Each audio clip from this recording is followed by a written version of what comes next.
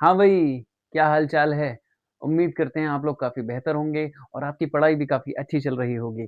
इस चीज़ को और बेहतर बनाने के लिए यानी आपकी पढ़ाई को और बेहतर बनाने के लिए आधे घंटा यानी कि 30 मिनट का केवल वन शॉट है। वीडियो लास्ट तक देखना। अगर लेक्चर पसंद आए तो वीडियो को लाइक करना और सब्सक्राइब करना मत भूलना। अब इस वीडियो को आगे भेजने की ज़िम्मेदारी आपकी है, ताकि वो बच्चा जो कम समय में ज़्यादा कवर करना चाहता है, डिट्टो एनसीईआरटी की लाइन से कवर करना चाहता है, वो इस वीडियो से कवर कर सकता है। नीट, सीयूईटी और 12th के लिए ये वाली वीडियो बहुत इंपॉर्टेंट होने वाली है और इसमें मैंने एक ऐसी स्लाइड बनाई है जिसमें यूपी बोर्ड के क्वेश्चंस मेंशन हैं कि कब-कब आ चुका है ये सवाल। समझ में आ रही है बात? तो आइए बिना देरी के वीडियो को स्टार्ट करते हैं और चैनल सब्सक्राइब करना मत भूलना। अंडरस्टैंड और नॉट? ध्यान रखना इस बात का बेटा। आओ भाई, रिप्रोडक्टिव हेल्थ, जनन स्वास्थ्य। सबसे पहले तो आप इसका मुझे नाम बताइए। जनन स्वास्थ्य का मतलब क्या होता है? जनन स्वास्थ्य होता क्या है बेसिकली? जनन स्वास्थ्य किसे कहते हैं, इसका परिचय दीजिए। कभी कभी यही क्वेश्चन आ जाता है, सर आपने इसमें कहा था ये मेंशन नहीं। अरे भाई रुक तो जा, आगे आने वाले क्वेश्चंस में सब में मेंशन कर रखा है कि ये कब कब आ चुके हैं, ठीक है ना। डब्ल्यूएचओ के अनुसार जनन स्वास्थ्य का अर्थ है जनन के सभी पहलुओं सहित शारीरिक, भावनात्मक, व्यवहारात्मक और सामाजिक रूप से संपूर्ण सुरक्षित स्वास्थ्य को कहते हैं। इसका मतलब यह है अगर आपकी बॉडी अच्छी है, जरूरी नहीं है आपका जनन स्वास्थ्य अच्छा है। अगर आप लेन देन में अच्छे हो, जरूरी नहीं है आपका जनन स्वास्थ्य अच्छा है। जनन स्वास्थ्य के लिए आपको विनम्र होना चाहिए, बॉडी अच्छी होनी चाहिए, लेन देन के मामले में भी आपको अच्छा होना चाहिए और साथ ही साथ व्यवहार भी आपका अच्छा होना चाहिए और भावात्मक भी होने चाहिए। तब जाके कहीं आप एक परफेक्ट कैटेगरी में आएँगे। समझ में आ रही है बात? तो जनन स्वास्थ्य कहता है कि आप हर पहलुओं सहित एकदम परफेक्ट होने चाहिए। समझ में आ गई बात? डब्ल्यूएचओ क्या है सर? डब्ल्यूएचओ का मतलब होता है वर्ल्ड हेल्थ हेल्थ ऑर्गेनाइजेशन। समझ में आ गई बात? तो यही है। बाकी आगे देखेंगे, आगे समझेंगे हम क्या। ये क्या लग गया? पैक करो यार इसे। हाँ, तो वर्ल्ड, डब्ल्यू से होता है बेटा वर्ल्ड और इससे बोलते हैं हेल्थ और ये ओ से हो गया ऑर्गेनाइजेशन, ठीक है ना। इसने ये बताया था। डब्ल्यूएचओ क्या है? डब्ल्यूएचओ एक ऐसा कंट्रोल सेंटर है हमारे पूरी दुनिया का जहाँ पर सारी चीज़ें पहले से बताई जाती हैं, चाहे वैक्सीन्स हो या फिर बैक्टीरिया हो। जहाँ पर भी कोई भी चीज़ होती है तो उसका इलाज और ये कैसे बिहेव करता है, तो ये सब चीज़ें डब्ल्यूएचओ में ही कंट्रोल की जाती हैं। मुख्य समस्याएँ क्या हैं बेटा? मुख्य समस्याएँ क्या थी जनन स्वास्थ्य की? कम उम्र में विवाह कर लेते थे, यौन संचारित रोग धड़ाधड़ फैल रहे थे, जनसंख्या विस्फोट भी हो रहा था और मातृ एवं शिशु मृत्यु दर। ये सब चीज़ें, ये टॉपिक मैंने लिखे हैं जो इस चैप्टर में हम आगे पढ़ने वाले हैं। घबराने की ज़रूरत नहीं है। सर यहाँ पे बता दो, आगे बताऊँगा ना, ये यहाँ की चीज़ तो नहीं है ना। आओ आगे पढ़ते हैं। तो अगर मेरी आगे नहीं गाऊँगा, कॉपीराइट आ जाएगा। यहाँ लिखा हुआ है यूपी बोर्ड 2020 में आया हुआ है, बहुत इंपॉर्टेंट है, कार्यनीतियां यानी कि आरसीएच। भारत दुनिया का सबसे पहला देश था जिसने, इंपॉर्टेंट मार्क करेंगे, जिसने परिवार नियोजन, फैमिली प्लानिंग शुरू किया। भारत ही एक ऐसा देश था, ध्यान रखना, हम लोग हर काम में टॉप पे आते हैं, बस एक काम में थोड़ा चीन आ गया, वो भी धीरे धीरे पीछे कर देंगे हम उसे, क्यों, है ना। आरसीएच क्या है sir? Reproductive and child health care program है ये, जो 1951 में हमने शुरू करा था। वो पूरे वर्ल्ड वाइड पे, पूरे वर्ल्ड में इस नाम से जाना गया 1997 में। सर इसे हिंदी में क्या कहते हैं? जनन एवं बाल स्वास्थ्य सेवा कार्यक्रम के नाम से व्यापक स्तर पर शुरू किया गया, पूरे वर्ल्ड में फेमस किया गया। इसका उद्देश्य था जागरूकता पैदा करना। जागरूकता पैदा मतलब इंसान करेंगे जागरूकता पैदा। पैदा का मतलब ये होता है जागरूक करना लोगों को जनन स्वास्थ्य के प्रति। कैसे? आओ, चिकित्सकीय सुविधाएं उपलब्ध कराना और टीकाकरण करना। फैमिली प्लानिंग के तहत लोगों को बताना कि हम दो, हमारे दो। चिकित्सकीय सुविधाओं का मतलब ये होता है, पहले के समय में इतने इक्विपमेंट्स, इतने प्रोडक्ट्स नहीं थे, तो उन चीज़ों को बढ़ाना, उन चीज़ों की उपलब्धि कराना जिससे लोगों को और आसानी रहे। टीकाकरण करना। आज आप देखते हो गवर्नमेंट के थ्रू फाइलेरिया का वो अभी प्रोग्राम चला था। इसका मतलब साफ है, फाइलेरिया वाला इंपॉर्टेंट हो गया, नहीं हो गया? फाइलेरियसिस के लिए गवर्नमेंट ने इनिशिएट किया था। भूलना नहीं है, फाइलेरिया क्या होता है? हाथी पाँव होता है। कौन से, किससे होता है? मच्छर से होता है। और सर इसमें डिटेल हेलमेंथ से होता है।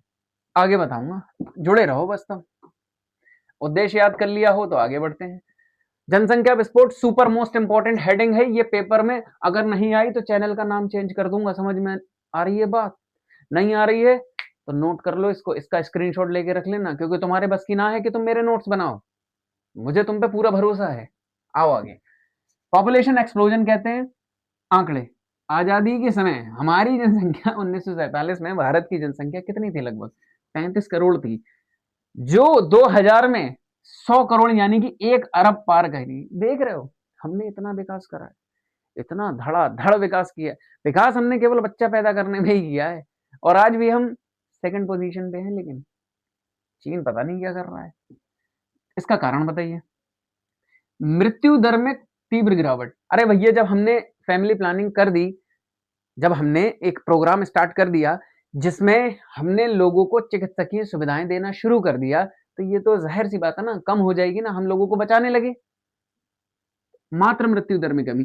पहला ऐसा होता था कि जब बच्चे को पैदा किया जाता था तो कभी कभी ऐसा होता था कि बच्चे की भी डेथ हो जाती थी और माता की भी डेथ हो जाती थी। अगर बच्चा बच जाता है तो माँ की डेथ हो जाती थी। हमारे पास ऐसे संसाधन नहीं थे। आज के टाइम में दोनों को बचाना पॉसिबल है। पेट फाड़ो, निकालो, ऑपरेशन चल रहा है बेटा, है ना। जितना हम आगे जा रहे हैं, हम चीजों को और रिजॉल्व कर रहे हैं, जिसकी वजह से हम दोनों की जानें बचा लेते थे, और इसकी वजह से हम क्या कर रहे हैं? जनसंख्या में और ज्यादा इजाफा कर रहे हैं। शिशु मृत्यु दर मैंने अभी बताया ना कि बच्चा पहले डेथ हो जाती थी, लेकिन अब जाने कौन कौन से इक्विपमेंट्स हैं जिन्हें हम पूरी तरीके से यूज कर देते हैं, पूरी शक्तियां लगा देते हैं बचाने में। तो शिशु मृत्यु दर में भैया कमी हो गई। जनन आयु वाले लोगों की संख्या अधिक हो गई। यार, जब हमारे फैमिली प्लानिंग का मतलब ही यही था जागरूकता पैदा करना जनन स्वास्थ्य के प्रति, अब हमने इतनी जागरूकता पैदा कर दी, इतनी कर दी कि लोगों कंट्रोल ही नहीं हो रहा है। अब कंट्रोल नहीं हो रहा है तो फिर क्या होगा? जनसंख्या धड़ाधड़ बढ़ रही है। तो ये कारण थे बेटा, बहुत इंपॉर्टेंट है ये। आगे आओ। हाँ, ये इसी में आएगा। अच्छा, एक बात सुनो। कारण जो मैंने बताया ना, इसका एक और कारण था। एक और कारण देखो, एक और कारण ऐड करना पड़ेगा। जैसे ये वाला बनना, ये मैं बना दूंगा, नहीं बनेगा, बन गया। थोड़ा थोड़ा थोड़ा थोड़ा लग रहा है। एक और कारण था, बाल विवाह। बाल विवाह। अब जब बात आ ही रही है बाल विवाह का मतलब, सर ये बालों का ऐसा नहीं है। बच्चों, छोटे छोटे बच्चों में पहले हो जाता था ना विवाह, कि हमारी लड़की तुम्हारे यहाँ से फिक्स हो गई है, अब भैया हो जाए, तो जल्दी जल्दी शादी कर देते थे। दूसरा एक और था, यौन शिक्षा की कमी, यानी कि जागरूकता कम थी। जागरूकता यहाँ तो ज्यादा थी, लेकिन यौन शिक्षा, यानी कि यौन शिक्षा के क्षेत्र में कमी थी। यौन शिक्षा की कमी, है ना। यौन शिक्षा की कमी का सर मतलब क्या है? मतलब ये नहीं पता था कि इससे डिजीज भी होती है ना। तो अब आगे चल के पता लगेगा। आगे आओ। प्राकृतिक विधियां, हम कैसे रोक सकते हैं, हम कैसे चीजों को कंट्रोल कर सकते हैं कि जनसंख्या हमारी ना बढ़े और हम आनंद भी ले पाए। हाँ सर, बताओ कुछ ऐसा बिना गोली के। अब तो सर पक्का बताओ ऐसा। तो मैं हूं तो तुम्हें बताने के लिए, तो आ जाओ। इस वीडियो का सिद्धांत अंडाणु और शुक्राणु के संगम को रोकना है। देख रहे हो, शुक्राणु और अंडाणु के संगम को रोकना है। इनका कोई दुष्प्रभाव नहीं होता। लाडले, मुस्कुराहट आ गई। इनका दुष्प्रभाव ही नहीं है। सर क्या मेल पे नहीं है, फीमेल पे नहीं? बेटा दोनों पे दुष्प्रभाव नहीं है, मौज ही मौज। आओ, जनसंख्या भी नहीं बढ़ेगी, काम भी हो जाएगा। सेटिस्फैक्शन जरूरी है ना बेटा, वरना तुम्हारा वाला कहीं और। समझ रहे हो? पहला है बेटा आवधिक संयम। मासिक धर्म, यानी कि जब, सुनो, मासिक धर्म क्या होता है? मासिक धर्म के 10वें से 17वें दिन तक सहवास से बचना चाहिए। इसका मतलब ये है, सर आपने, हाँ, पिछली वाली क्लास में बताया था 14वें दिन अंडाणु निकलता है, याद है? 14वें दिन, क्या कर रहा हूँ, 14वें दिन अंडाणु निकलता है। अरे भैया, 14वें दिन अगर अंडाणु निकलता है तो भैया 10 से 17वें दिन को ही छोड़ देते हैं। क्या पता 14वें दिन, 15वें दिन, 16वें दिन, 18वें दिन कब निकल आवे, इस चक्कर में हम इस पूरे वीक को ही गैप कर देते हैं, 10 से 17 दिन। गैप करने के बाद में, क्योंकि इसमें अंडोत्सर्ग होता है, अंडोत्सर्ग कब होता है? 14वें दिन होता है, संभावना अधिक होती है। और जब भैया अंडोत्सर्ग होगा तो भैया इस शुक्राणु और अंडाणु निकल जाएगा।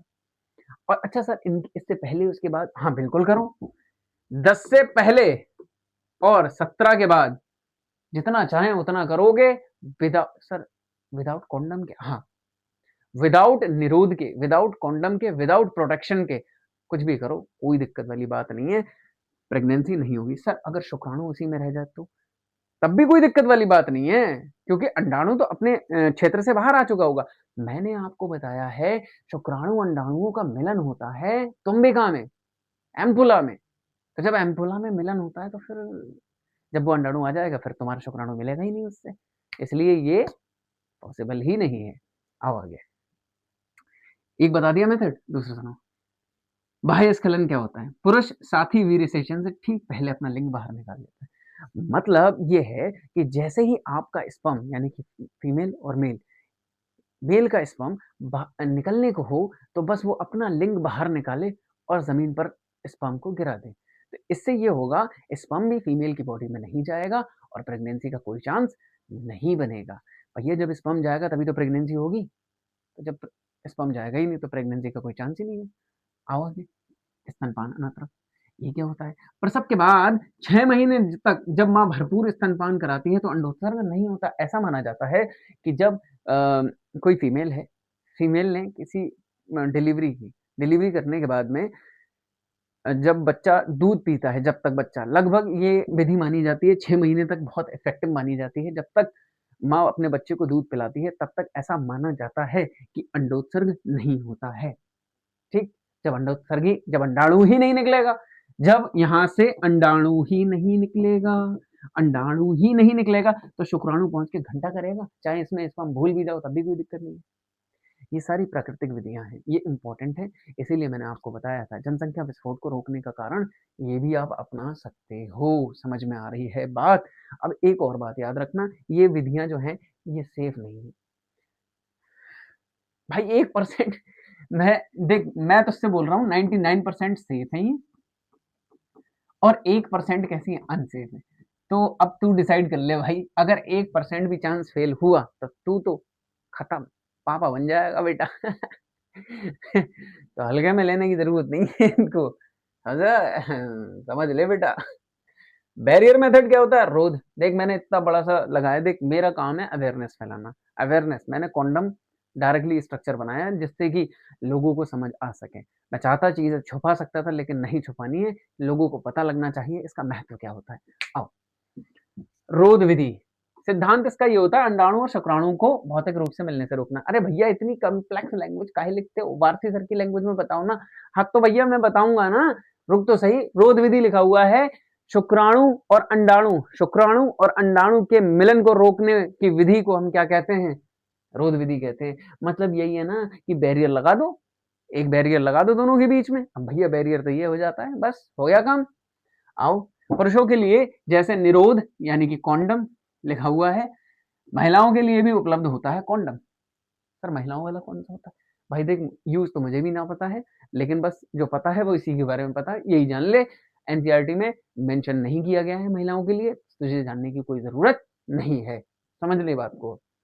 यह एसटीडीज और एड्स से बचाता है। देख रहे, इंपॉर्टेंट है, मार्क करा हुआ है, इंपॉर्टेंट है। इसे यूज करने के बाद यौन संचारित रोग नहीं होते। सर ये क्या होते हैं? ऐसे रोग जो सेक्स करने से फैलते हैं यौन संचारित रोग कहलाते हैं। समझ गया? सर ये होते क्या? कोई बात नहीं, आगे वाली स्लाइड्स में पूरी डिटेल में बता दूंगा कि यह है क्या। यह डिस्पोजेबल होता है, एक बार उपयोग होते हैं भैया, एक बार उपयोग करके छोड़ दो। ऐसा ही तो तुम लोग अपनी लाइफ में करते हो। बहुत बेटा गहरी लाइन है ये, रियल लाइफ में यूज करो। डायाफ्राम, गर्भाशय और ग्रीवा टोपी, कॉमा लगाइए एडिटर साहब। सर्वाइकल कैप्स, डायाफ्राम एक, गर्भाशय, ग्रीवा टोपी, ये दो। एक और होता है, एक का नाम होता है बेटा वॉल्ट, है ना? तो ये तीन होते हैं, ये तीनों रबर के बने हुए होते हैं और पुनः उपयोग में लिए जा सकते हैं। इसका काम क्या होता है? फीमेल का स्ट्रक्चर सर आपने बताया था, हाँ बताया था, ऐसे स्ट्रक्चर होता है, बस इसको कवर कर लिया जाता है। इसको कवर करने के बाद अब आप कहोगे सर वो तो आपका काम, हाँ आपका भी काम होगा।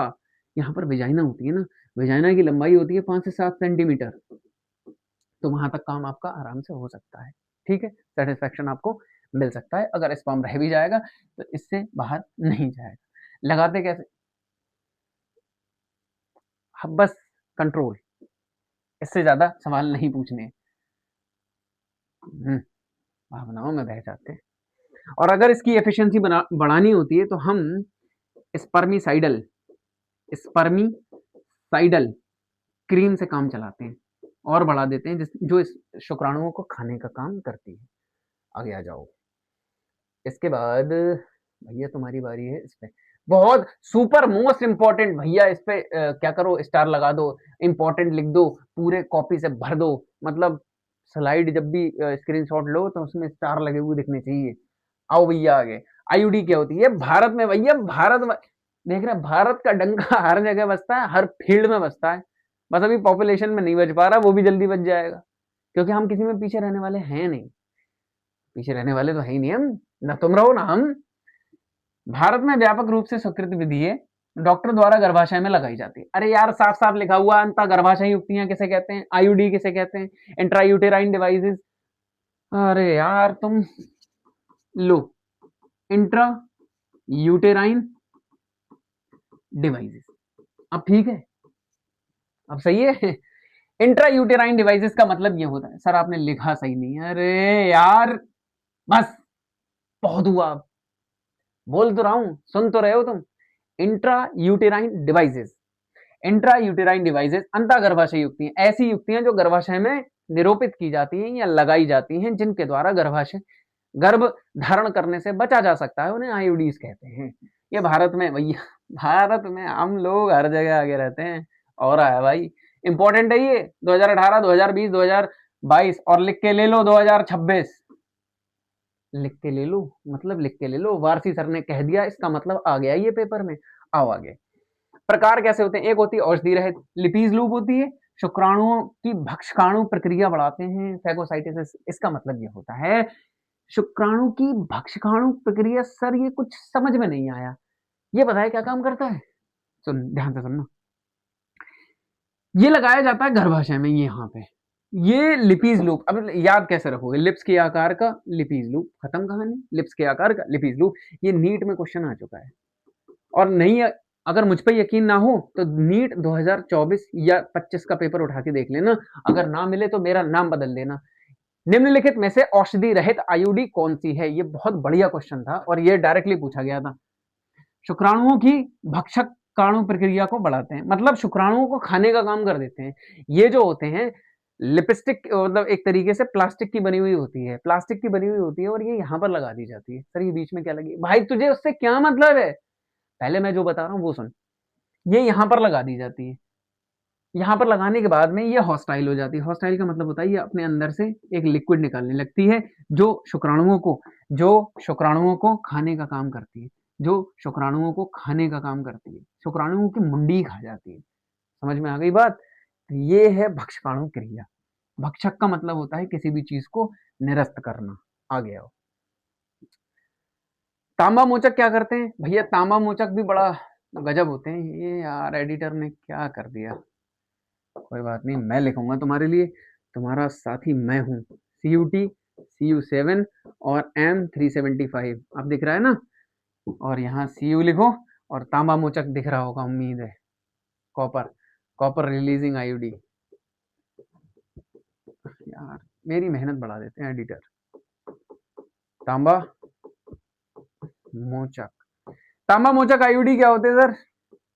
तांबा मोचक आईयूडी की एग्जांपल्स, भैया एग्जांपल बहुत इंपॉर्टेंट है, लिख के ले ले, पेपर में ये तुझे देखने को मिलेगा और तू मुझे ही याद करेगा।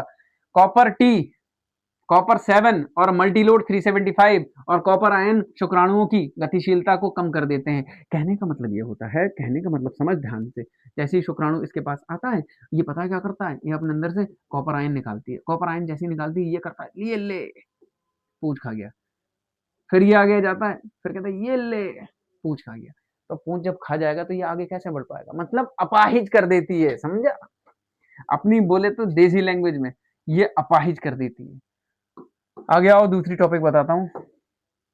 यहां पर जैसा कि आप जानते हो, यहां पर लिखा हुआ है साफ तौर पे हार्मोन मोचक। हार्मोन मोचक यार ये इंपॉर्टेंट है बहुत ज्यादा, नीट का पेपर उठा के देख, ये पेपर आ चुका है ये, यकीन ना हो फिर मुझसे कहना मत सर ईयर तो बताओ। तुझे एक तो हर चीज की जल्दी है, 2020 या 22 का पेपर देख, पता लग जाएगा तुझे। फिर उसके बाद आती है आगे कहानी, इसके इंपॉर्टेंट होते हैं एग्जाम्पल। LNG-20 और प्रोजेस्टेसड गर्भाशय को रोपण के लिए अयोग्य बनाते हैं, समझा? गर्भाशय को जैसे ही ये इसमें लगा दी जाती है, ये इसमें पता है क्या करते हैं हम, स्टील के आकार की, स्टील के आकार की एक टी आकार की शेप लेते हैं। शेप लेने के बाद में इनको यहाँ पर हार्मोनल वाली होती है ना, इनको यहाँ पर इम्प्लांट कर देते हैं। इम्प्लांट जैसे ही करते हैं वैसे ही ये शुक्राणुओं के लिए रास्ता बंद कर देती है, और रास्ता जब बंद कर देती है तो 72 आवर्स टाइम होता है, यानी कि 72 घंटे का समय होता है शुक्राणुओं के पास में कि वो अंदर जा सकें। और 72 आवर्स के बाद में, यानी 72 घंटे के बाद में उनकी क्या हो जाती है, खत्म, टाटा बाय बाय। तो इसलिए ये बस रोकने का काम करती है और कुछ भी नहीं है। आगे बढ़ते हैं। गर्भ निरोधक, भैया मुख्य गर्भ निरोधक देख लवा कब आई हुई है, सबसे इसमें कुछ नहीं आया, बस ये आई है, जो आई हुई है उसको देख। ये प्रोजेस्टेरोन और एच, ये लिखा हुआ है ना प्रोजेस्टोजेन। प्रोजेस्टोजेन का मतलब होता है प्रोजेस्टोजेन, ये इसका मतलब क्या है सर?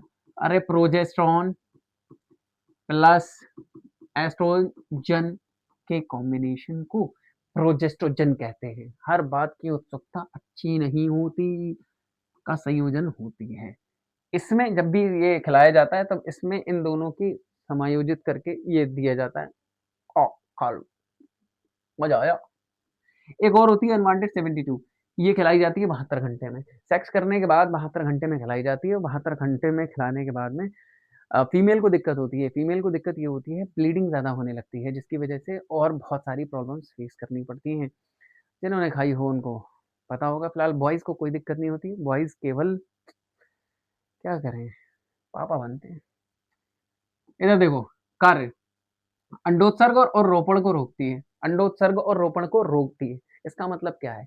यानी कि अंडाणु जैसे ही शुक्राणु आएगा, वैसे ही जैसे ही लगने वाला होगा, जैसे ना, जैसे कोई बंदा गोली खा रहा है, तो जैसे ही ये लगने वाला होगा, ये वाली जो लेयर होगी ये हट जाएगी। अंडाणु और शुक्राणु मिलके ऐसे करके लगने आते हैं ना, तो ये वाली लेयर निकल जाती है।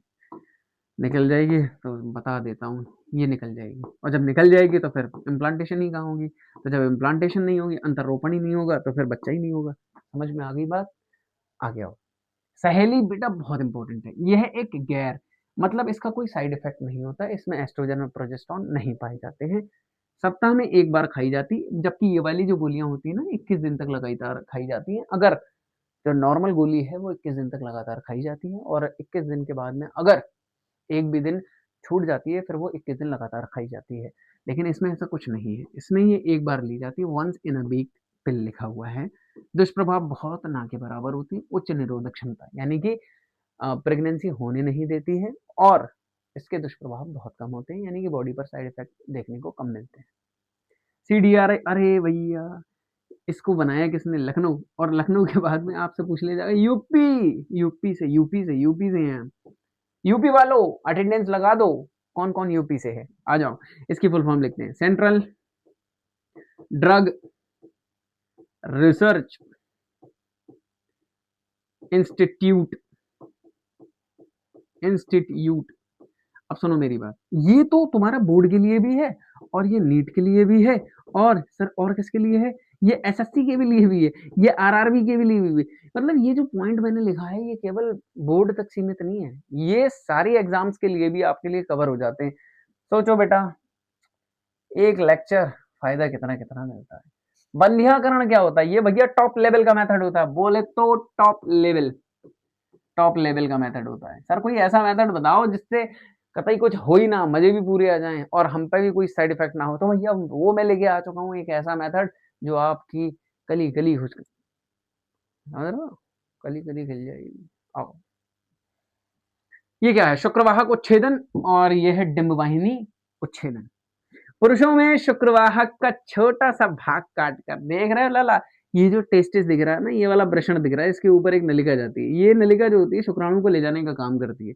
अब इसको यहाँ से काट दो, यहाँ से काट दो, काट दोगे तो फिर शुक्राणु निकलेगा ही कहाँ से? हाँ बेटा, ये स्थाई मेथड होता है, ये एक स्थाई विधि है। मतलब अगर ये एक बार कर ली तो दोबारा चांस ही नहीं है, पापा बन जाओ। फिर उसके बाद इसको यहाँ से कट करो, यहाँ से कट करो, चांस ही नहीं है दोबारा माँ बन जाओ। मतलब ये एक स्थाई विधि है। ये कौन सी है बेटा? Vasectomy, vasectomy. और ये क्या लिखा हुआ है? ट्यूबेक्टोमी। तो याद रखिएगा, ये दोनों बहुत ही ज्यादा इंपॉर्टेंट हैं आपके लिए, आपको पता होना चाहिए। जब बेटा एक बात सुन, यहाँ से शुक्राणु ऊपर नहीं जा पाएगा, यहाँ से अंडाणु आगे नहीं जा पाएगा। अब यहाँ से शुक्राणु नहीं जा पा रहा, अंडाणु नहीं जा पा रहा, तो क्या होगा? कुछ नहीं होगा। अब कहोगे स्पर्म नहीं निकले, स्पर्म नहीं निकलेगा। कहोगे वो इरेक्शन तो कम नहीं हो जाएगा? इरेक्शन वर्ड ना गूगल पे जाके चेक कर, तब समझ में आएगा।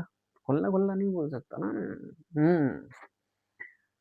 ये महिलाओं में फेलोपियन ट्यूब का छोटा सा भाग काट कर बांध दिया जाता है, बस, जिससे अंडाणु बाहर नहीं जा पाता हैगा। क्यों बेटा, है ना? सगर्भता का चिकित्सकीय समापन, एमटीपी, इसे प्रेरित गर्भपात, इंड्यूस अबॉर्शन भी कहा जाता है। यहाँ पर डेट कहीं मेंशन नहीं करी है, हाँ करी है। ऐसा हो नहीं सकता, क्यों भाई एडिटर?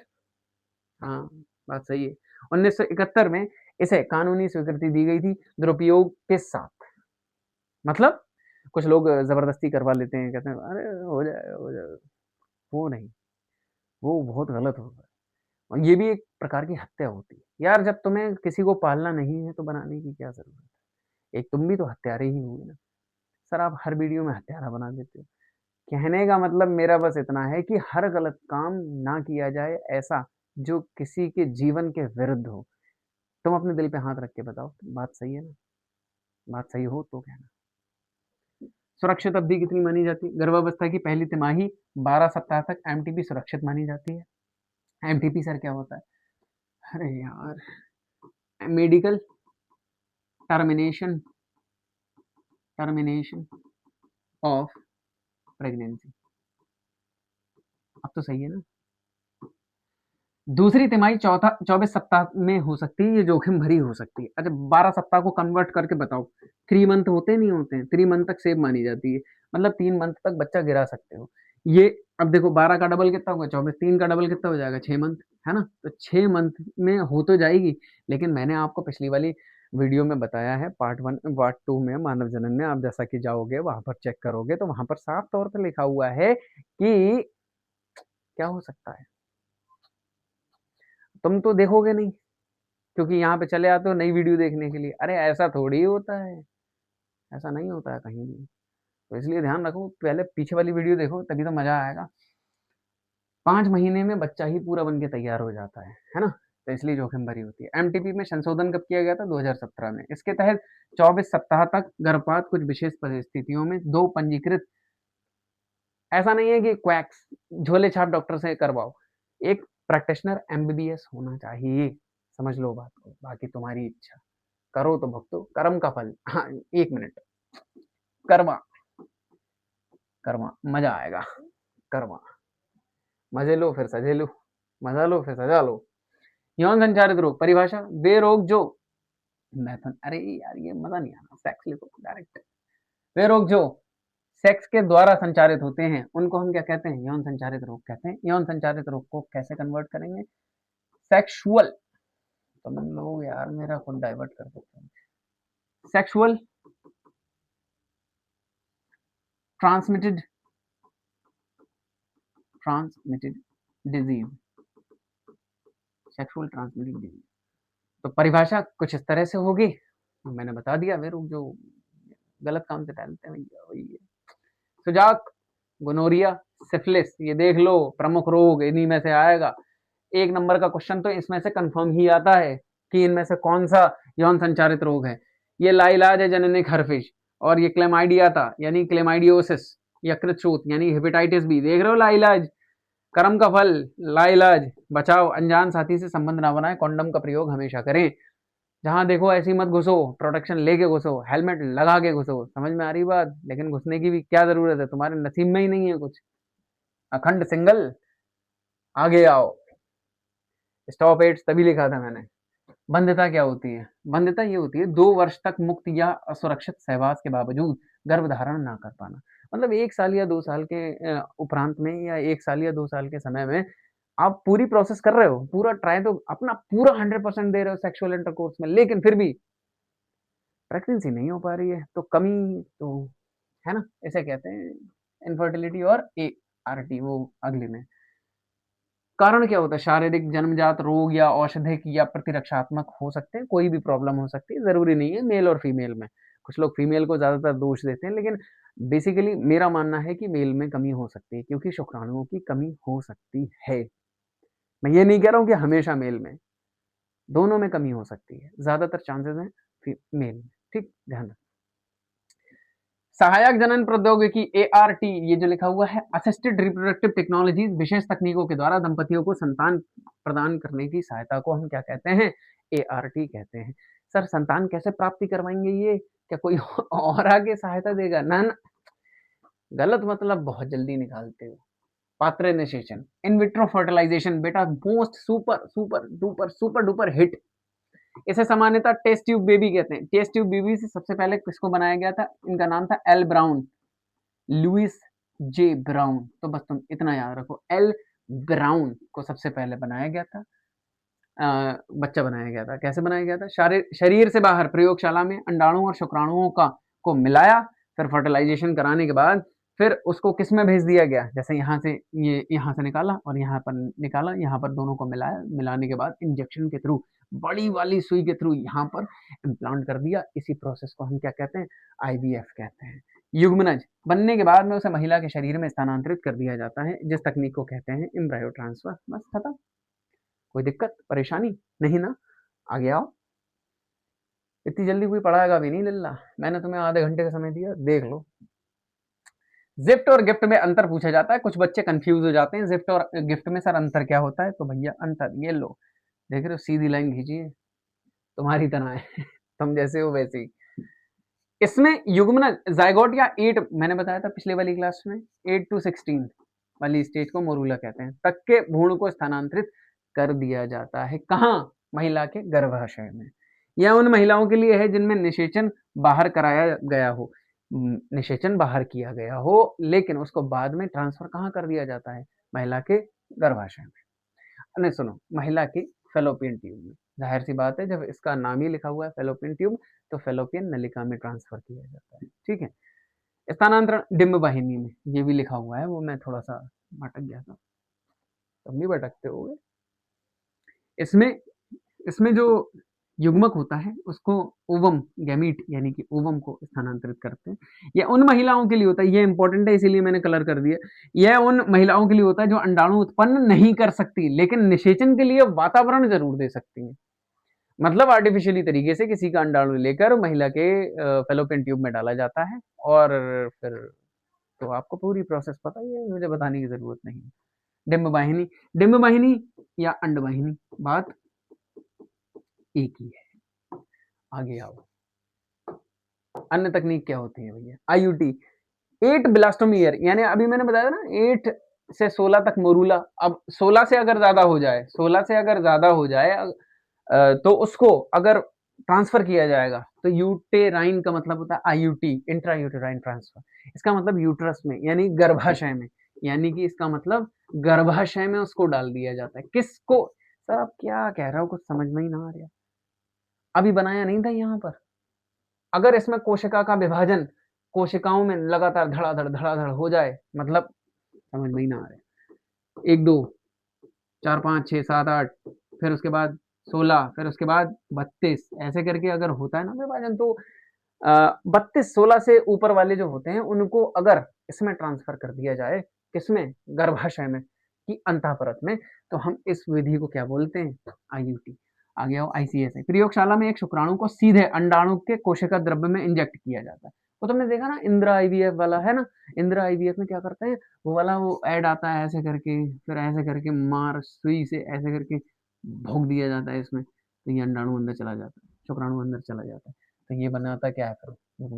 तो ये वाली जो प्रोसेस होती है ये ICSI कहलाती है। इसका पूरा नाम इंट्रोसाइटोप्लाज्मिक स्पर्म इंजेक्शन। ये सारी की सारी फुल फॉर्म्स याद रखना। एआई क्या होती है?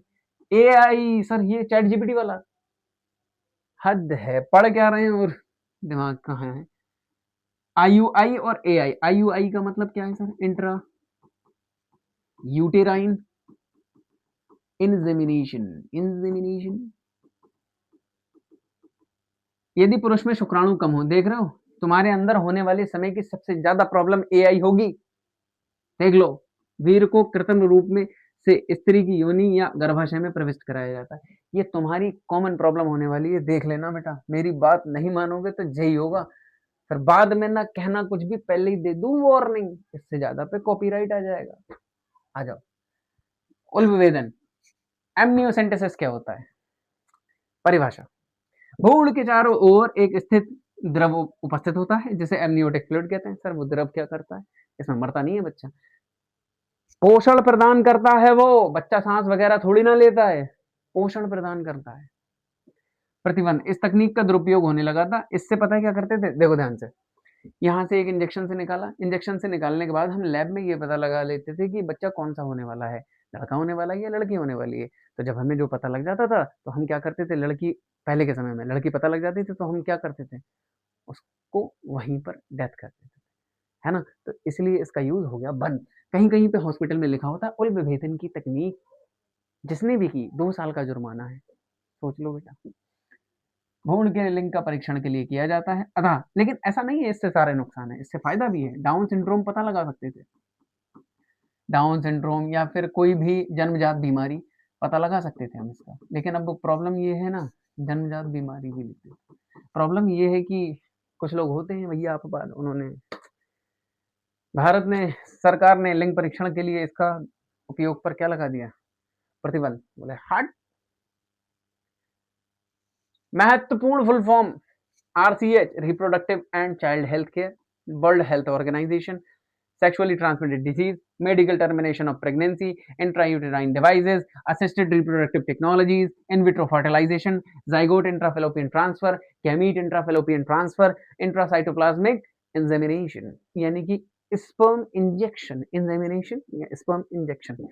अब बताओ, अगर ये वीडियो आपको पसंद आई हो तो भैया ईमानदारी से बताना, एक लाइक और एक सब्सक्राइब, और लोगों तक पहुंचाइए ये वीडियो। आप लोगों की सपोर्ट की ज़रूरत है, कृपया अपना सपोर्ट बनाए रखिए। और अगर ये वीडियो पसंद आई हो तो लाइक करो और चैनल को सब्सक्राइब करना मत भूलना।